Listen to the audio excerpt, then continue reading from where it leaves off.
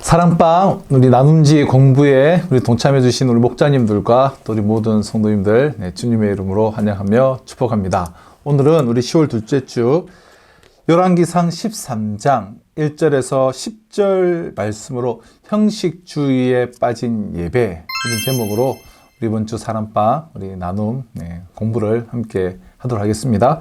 서론을 읽도록 하겠습니다. 형식을 갖춘다고 저절로 참된 예배가 되지는 않습니다. 여로보암 왕은 유다의 절기와 비슷하게 북이스라엘의 절기를 제정하고 예루살렘 성전을 대신해 제사 드릴 수 있는 제단을 베델에 세웠습니다. 이에 하나님은 예언자를 보내셔서 베델 제단의 불법성과 한계를 지적하십니다. 하나님의 책망에도 여로보암은 형식뿐이 가짜 제의를 놓지 않습니다. 우리 지난주 꾸준하게 이 말씀 묵상을 해오지 않으신 분이 혹 계시다면 좀 이게 생뚱맞게 느껴질 수 있는데요. 간단한 배경은 그래요. 솔로몬 사후에 르호보암이 솔로몬의 아들로 이스라엘의 왕이 되는데 이 르호보암이 통치를 잘하지 못하죠. 그래서 하나님은 이 여로보암을 왕으로 세워서 유다와 이 두 지파는 르호보암이 솔로몬의 아들로서 이어서 남왕국 유다를 세우고 이와 대적해서 나머지 10지파는 여로보암이 왕이 되어서 북이스라엘을 세우게 되는데요. 그래서 남유다와 북이스라엘이 나눠지게 됩니다. 근데 여로보암이 왕이 되고 나서 자기가 10지파가 있지만 예루살렘에만 이 성전이 있기 때문에 이 베델과 단에도 자기가 임의대로 사람들이 북이스라엘 사람들이 절기 때 제사는 지내러 가기 때문에 남유다 예루살렘으로 성전으로 제사 지내러 갔다가 그냥 남유다에 눌러앉고 남유다 편에 들까 봐 그것을 방지하기 위해서 베델과 단에 자기 임의대로 제단을 세우고 예루살렘 성전까지 가지 마라. 그냥 이 북이스라엘 내가 베델에 세운 단과 또 단에 세운 이 제단 이곳에서 그냥 제사를 드려라 그렇게 임의로 하게 되죠. 이에 대해서 오늘 본문에 하나님께서 하나님의 사람을 보내셔서 책망을 하는 그러한 흐름 가운데 배경 가운데 오늘 본문이 있는 것인데요. 그래서 이 베델 제단 여로보암이 임의로 세운 이 베델 제단의 불법성과 한계를 오늘 지적하는 것이 오늘 본문의 내용입니다. 자, 먼저 우리 큰 1번 예언자가 이 불의한 베델 제단을 규탄하며 심판을 예언합니다. 자, 1번 유다에서 온 하나님의 사람이 베델 제단을 향해 선포한 예언은 무엇입니까? 1절 2절 보실까요? 보라 그때에 하나님의 사람이 여호와의 말씀으로 말미암아 유다에서부터 베델에 이르니 마침 여로보암이 제단 곁에 서서 분향하는지라. 하나님의 사람이 제단을 향하여 여호와의 말씀으로 외쳐 이르되 제단아 제단아 여호와께서 이와 같이 말씀하시기를 다윗의 집에 요시아라 이름하는 아들을 낳으리니 그가 내 위에 분향하는 산당 제사장을 내 위에서 제물로 바칠 것이요 또 사람의 뼈를 내 위에서 사르리라 하셨느니라 하고 유다에서 온 하나님의 사람이 이 불의한 여로보암 왕이 임의로 세운 이 베델 제단을 향해 선포한 예언이 무엇이죠? 이 다윗의 집에 이 요시아라 이름하는 아들 그런 왕이 태어날 것인데 그가 내 위에 분향하는 즉 이 베델 이 불법적인 베델 산당에서 분향하는 산당 제사장을 내 위에서 제물로 바칠 것이요 그러니까 너가 보는 데서 제물로 바칠 것이요 또 사람의 뼈를 내 위에 사르리라 라고 그러한 선포의 그러한 책망에 대한 예언을 하는 것이죠. 자, 말씀드린 것처럼 이 여로보암은 솔로몬 왕 생전에 선지자 아히야로부터 예언을 받게 돼요. 즉 여호와께서 이스라엘 10지파를 솔로몬으로부터 빼앗아 솔로몬의 아들인 르호보암으로부터 빼앗아 여로보암 너에게 줄 텐데 여로보암이 여호와의 명령에 잘 순종하면 그의 나라가 견고히 설 수 있을 것이라는 약속의 말씀을 이미 주셨어요.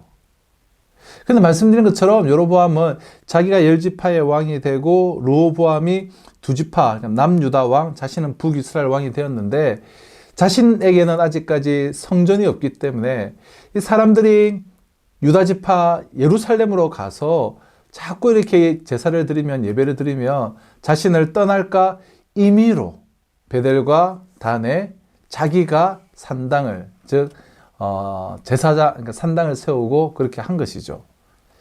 하지만 여로보암은 북이스라엘 백성이 예루살렘 성전 제사를 드리러 남유다로 내려가는 것을 막기 위해서, 그래서 금송아지 상을 만들어서 베델과 단에 두었습니다.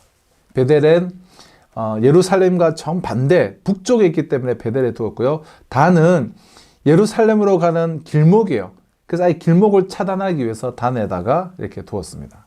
그리고 이 금송아지는 이스라엘을 애굽 땅에서 인도한 신이라고 자기가 선포를 해버려요.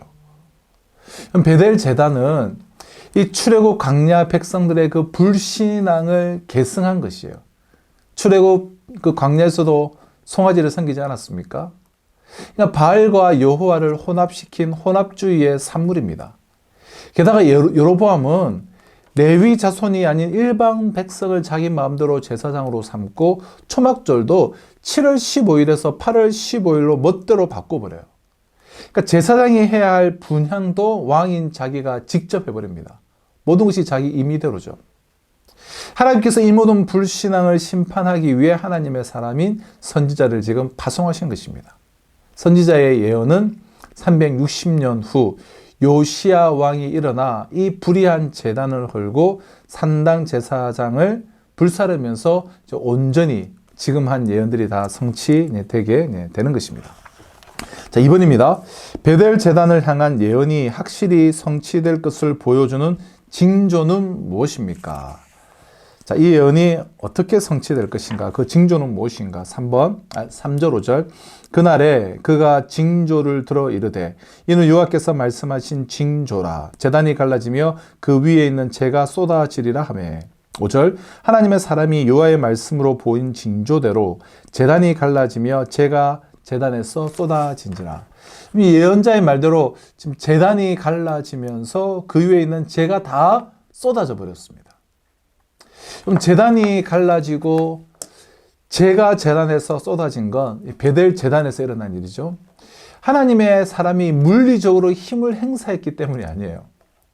선지자는 하나님의 말씀을 전달했을 뿐이고 그 말씀이 그대로 성취된 것입니다.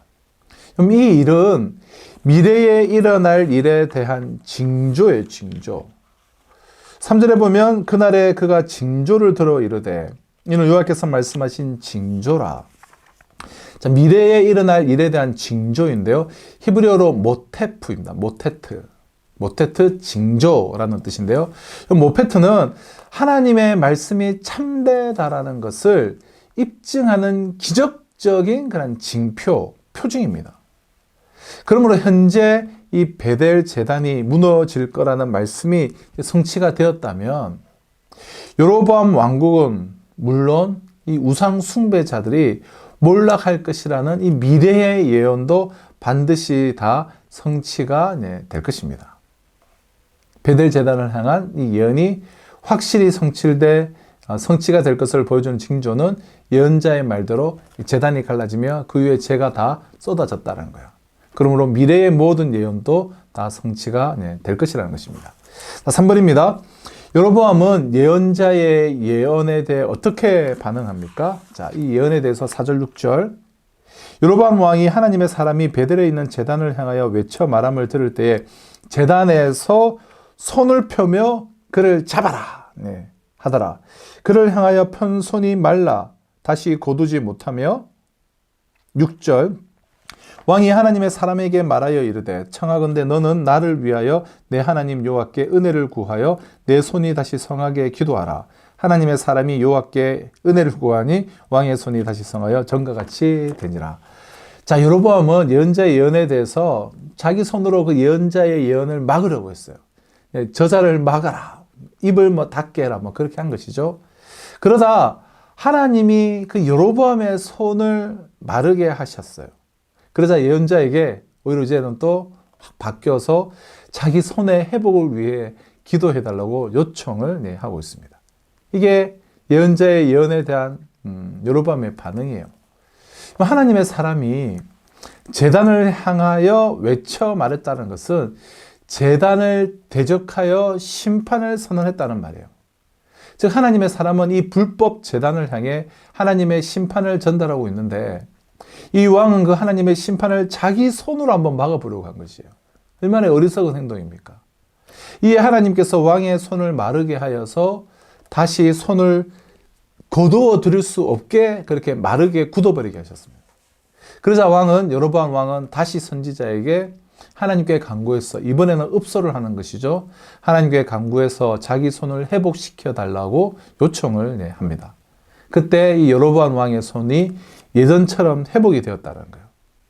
하나님은 심판하기도 하시고 긍휼을 베풀기도 하세요. 그 모든 주권이 하나님의 손에 달려져 있습니다. 그러므로 여로보암은 자기의 그 불법 산당을 운영한 것을 인정하고 회개하며 하나님께 돌아와야 마땅했어요. 그러나 그는 그러지는 않았죠. 자, 이 첫 번째 단락 1절로 6절의 내용을 통해서 두 가지 나눔을 한번 보실까요? 나눔 1번. 베델 제단을 통한 예배는 비록 형식은 갖추었을지 모르지만 생명력이 없는 껍데기 예배에 불과했습니다. 하나님이 기대하신 예배가 아니기 때문입니다. 하나님이 인정하시고 기쁘게 받으실 예배를 드리기 위해 우리가 유념할 점은 무엇입니까? 여러분 자기 임의대로 산당을 세우고 자기 마음대로 제사장을 세우고 형식은 다 비슷해 보이지만 생명력이 없는 껍데기 예배에 불과했다는 거예요. 하나님이 말씀하신 방법도 아니요, 하나님이 명령하신, 하나님이 기대하신 예배도 아니기 때문입니다. 그렇다면 하나님이 인정하시고 기쁘시게 받으실 예배를 위해서 우리가 유념해야 될 것이 무엇인가? 그래서 저는 신앙에 있어서 이 본질과 이 형식이 참 중요하다 생각하는데요. 이 본질과 형식의 관계예요. 정말 본질, 정말 내 마음 중심으로 하나님을 사랑함. 그 하나님께 온전히 영광 드리기를 원함. 그 신앙의 본질을 우리가 예배라는 형식을 통해서 이렇게 올려드리죠. 그래서 본질과 형식이 있어요. 이 본질은 형식을 통해서 표현되어지고 담겨지고 드러나요. 그러나 본질이 있을 때에 형식이 의미가 있는 것이 본질이 없는 형식은 아무런 의미가 없어요. 하나님을 사랑하고 정말 그 하나님께 순종하며 영광 드리기 원하는 마음에 그런 본질이 없이, 신앙의 본질이 없이 그저 형식만, 예배만 참석하고 형식적으로 드리는 것, 그것은 하나님이 기뻐하지 않죠. 그래서 하나님이 기뻐하시는 예배를 드리기 위해서는 정말 내 마음의 중심에 신앙의 본질, 그래서 우리가 끊임없이 점검하고 확인하고 추구하는 것이 참 중요하지 않겠는가, 그런 생각을 하게 됩니다. 그래서 서로 한번 나눠보시고요. 자, 나눔 2번. 여로보암이 손을 펴서 예언자의 입을 막으려 했지만 하나님이 그의 손을 마르게 하셨습니다. 하나님의 말씀을 자기 힘으로 막으려 하는 것만큼 어리석은 일도 없습니다. 사람이 하나님의 말씀에 맞서는 이유는 무엇이라고 생각합니까? 그런 어리석음에 빠지지 않기 위해 필요한 자세는 무엇입니까? 너무나도 중요한 부분이고 우리가 좀 이런 일을 행하면 안 되죠. 하나님이 행하시고 하나님이 일하시는데 내가 손을 뻗어서 막으려고 하는 그런 행동. 그럼 당연히 사람이 하나님의 말씀에 하나님의 말씀은 이유가 무엇일까? 여러 가지가 있겠죠. 자기의 생각, 자기의 주장을 굽히기 싫어서 하나님이 행하시는 일을 우리가 막을 때도 있고, 내가 원하는 것이 아니에요. 정말 내가 추구하는 것이 아니고, 그래서 순종하기 싫을 때도 우리가 그럴 수도 있고, 여러 가지 모습들이 있겠죠. 그럼 서로 나눠보셨으면 좋겠어요. 사람이 하나님의 말씀에 맞서는 그 어리석은 행동을 하는 이유가 무엇인가? 나는 어떨 때 하나님의 말씀에 맞서려고 하는가? 그런 어리석음에 빠지지 않기 위해 필요한 자세는 무엇인가? 좀 하나님의 뜻을 잘 알고 그 말씀에 순종하려고 하는 그런 자세들이 필요하지 않을까 싶어요. 자, 우리 크게 2번 한번 가보겠습니다. 예언자는 왕이 베푸는 환대와 해유를 단호하게 거부합니다. 1번, 예물을 약속하며 해유하는 왕에게 예언자는 어떻게 반응합니까? 이제는 막 이제 예언자를 해유를 하는데요. 7절, 8절. 왕이 하나님의 사람에게 이르되 나와 함께 집에 가서 쉬라. 내가 내게 예물을 주리라. 하나님의 사람이 왕께 대답하되 왕께서 왕의 집 절반을 내게 준다 할지라도 나는 왕과 함께 들어가지도 아니하고 이곳에서는 떡도 먹지 아니하고 물도 마시지 아니하리니. 지금 여로보암은 참 예물을 약속하면서 해유하고 있는데 예언자의 반응이 어떻죠? 아무리 예물을 많이 준다고 해도 당신의 집에 반을 준다고 하더라도 나는 왕과 함께 하지 않을 것이다. 왕의 나라에서는 떡도 먹지 않고 물도 마시지 않겠다라면서 단호히 이 예언자는 거절을 합니다. 그럼 여로보암은 지금 이제 하나님의 사람을 이제는 가식적인 환대로 해유함으로써 하나님의 말씀에 저항을 하고 있어요. 하나님의 말씀을 힘으로 제압하려던 손이 말라져 버린 것처럼 하나님을 경외하는 그 마음마저 잃어버린 메마른 인생의 모습이에요. 하나님 우리에게 바라시는 것은 거래가 아니라 순종이에요. 이 가식적인 환대로 회유하는 일을 참 단호하게 예언자는 이제 거부하는 그런 모습을 참 하나님 말씀의 순종함을 보게 되죠. 자, 마지막 2번. 예언자가 단호하게 왕의 요구를 거절한 그 이유는 무엇입니까? 우리 9절 10절 보실까요? 9절 10절. 이는 곧 여호와의 말씀이 내게 명령하여 이르시기를 떡도 먹지 말며 물도 마시지 말고 왔던 길로 되돌아가지 말라 말씀하셨음이니이다 하고 이에 다른 길로 가고 자기가 베델에 돌아오던 길로 되돌아가지도 아니하니라. 떡도 먹지 말며 물도 마시지 말고 왔던 길로 되돌아가지도 말라고 하신 하나님의 명령 때문에 그 명령에 순종하기 위해서 예언자는 왕의 그 달콤한 유혹의 요구를 단호하게 거절한 것입니다. 하나님의 명령 때문에. 하나님의 사람은 하나님의 말씀에 좀 철저하게 순종을 하려고 애를 쓰고 있어요. 하나님께서 선지자에게 다른 길로 돌아가고 베델에 오던 길로 되돌아가지도 말라고 말씀하셨기 때문에요. 베델에서는 떡도 물도 마실 수가 없었습니다. 이는 선지자가 베델에 잠시라도 머물면 안 된다는 하나님의 그 철저한 제한 명령에 순종했기 때문입니다. 하나님께서 이토록 베델을 거부하신 이유는 여로보암을 통해 시작된 왜곡된 베델 이 제단이 불법이라는 것을 분명히 말씀하시려고 하셨기 때문이에요.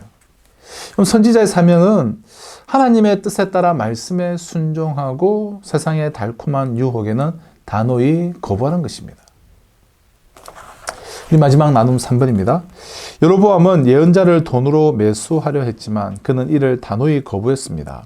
하나님의 말씀을 따르기 위해 눈에 보이는 안락을 포기해야 할 때도 있습니다. 순종의 길과 성공의 길이 어긋나는 경우를 이야기해 봅시다. 또 순종하기 위해 성공을 포기한 경험이 있다면 나누어 봅시다. 그럼 순종의 길을 위하여서 이 성공의 길을 포기하는 것.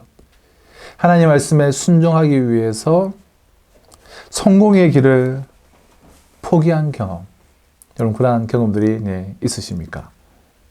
우리 서로 이렇게 돌아가시면서 한번 이제 나눠보시면서 우리에게 주신 말씀을 우리가 가슴에 새기고 적용하는 그런 시간들이 되었으면 좋겠습니다. 이 형식주의에 빠진 예배, 형식은 있었지만 그 하나님을 예배하는 신앙의 본질이 없었을 때 어떻게 예배가 타락할 수 있고 하나님은 그 예배에 대해서 어떻게 징계하시는가 오늘 이 말씀을 우리가 함께 연구하고 또 묵상하고 나눔으로써 우리가 형식주의에 빠지지 않고 정말 신령과 진정으로 하나님께 살아있는 생명력이 있는 예배를 드리는 이 귀한 일에 우리 모두가 함께 쓰임받을 수 있었으면 좋겠습니다. 감사합니다.